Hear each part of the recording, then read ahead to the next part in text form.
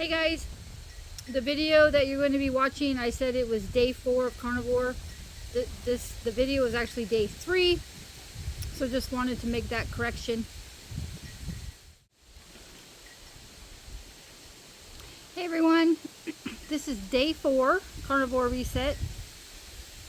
I'm out here eating the rest of my steak. It's my 3rd meal of the day, chuck roast. So I've been eating 3 meals a day, which has been hard for me. Because like I mentioned yesterday, I'm so scale focused that when I don't see the scale drop, it discourages me. And I think, why not? I'll just go back to what I was doing. And there's some insects out here I gotta spray. And if you have been listening to carnivore videos and those that have been on carnivore for a long time, if you've heard of priming, they actually recommend that you begin carnivore with priming because it makes your body adapt better and adjust better.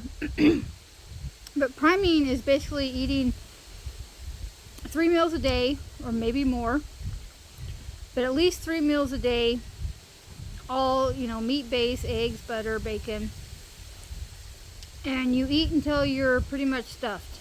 I heard one doctor said until you're Thanksgiving stuffed, and we all know how we eat on Thanksgiving, so that's quite a bit. But I've been doing that. I've been eating 3 meals a day.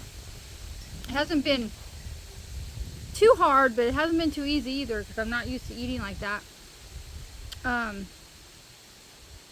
But I do hope that it will help my body adjust better.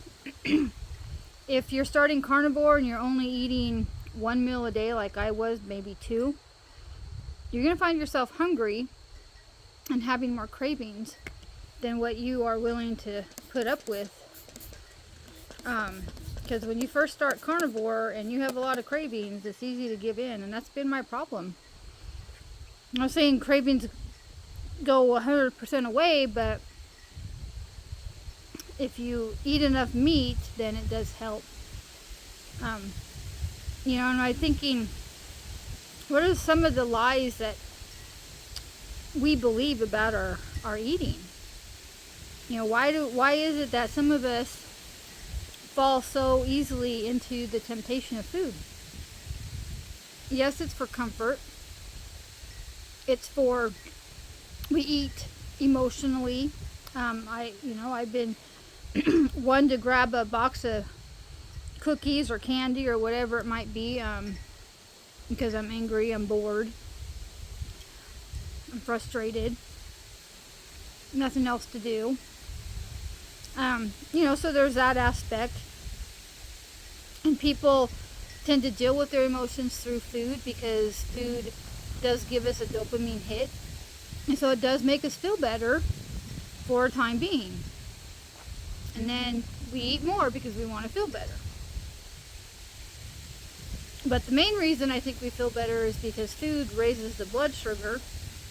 But then after that initial rise and everything's level for a little bit, it just drops, so you want to eat more.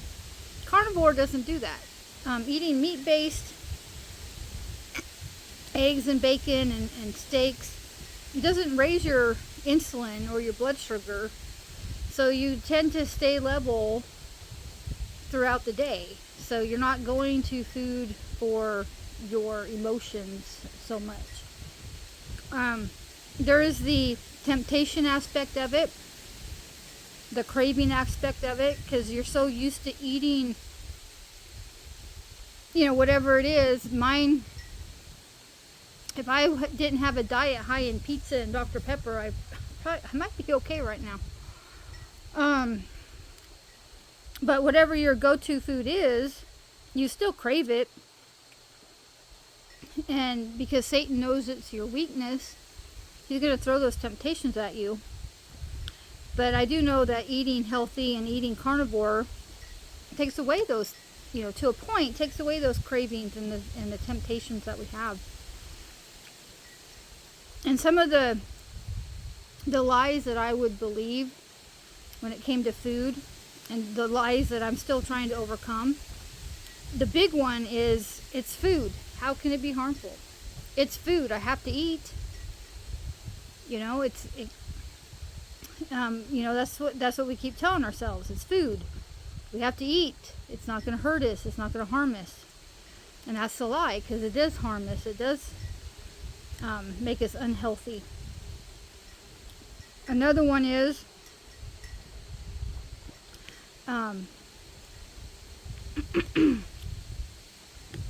it's just one box of cookies, one soda, one pizza. It's fine. I'll be fine, and I'll go back to my regular diet. And how often does that actually happen, right?